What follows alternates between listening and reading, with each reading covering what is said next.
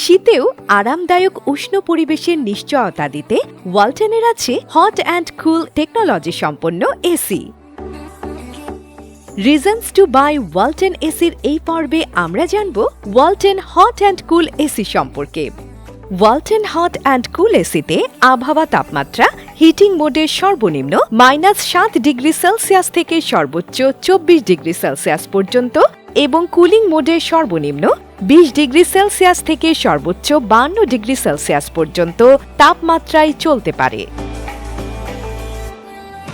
তাই আবহাওয়া যেমনই হোক, Walton hot and cool AC ঘরে থাকা মানেই আরামদায়ক পরিবেশের নিশ্চয়তা।